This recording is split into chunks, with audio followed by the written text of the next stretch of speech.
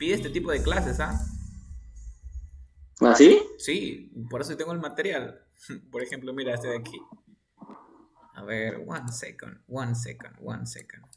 Sí, las personas piden clases de insultos a mí, no saben cómo insultar, pero nadie insulta, enséñame. Empezamos, ¿habías escuchado? ¿Conoces a Eric Cartman? Ese De Stand South Up Park, Park. creo. Ya, de South Park, yes. Entonces, mira cómo Ah, South insulta. Park. El niño tiene una enfermedad, pues, ¿no? No me acuerdo el nombre que tiene. A ver, vamos a escuchar a ver qué dice. Cock! Oh, Nick. Asshole! Cock! Asshole! Shit! Shit! Cock! Shit! Dumb shit! Bitch! Ass bitch! Cock nut! Stupid shit! Cock nose! Shit! Asshole! Shit bag! Con de mierda. Pussy! Pussy! Cock!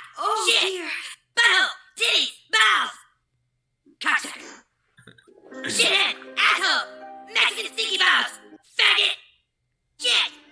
Butthole! Dumb bitch! Titties! Cock! Ginger Oh, retard! ¿qué dijo? Dumb Asshole! Ginger bitch. dick face! Shit balls! Asshole! Pussy asshole! Ass cheeks! Ass pussy!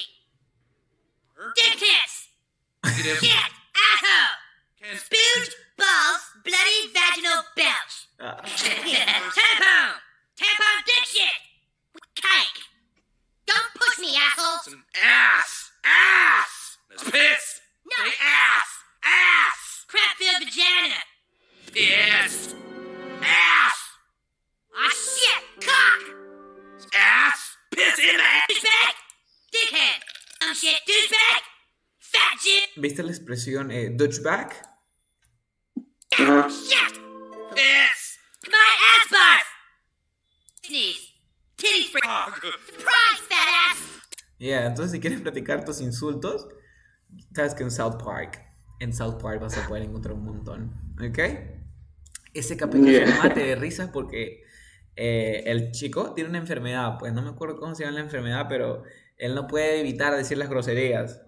Entonces comienza a hablar y no lo castigan. Entonces Carmen ve que dice groserías y ya, lo imita.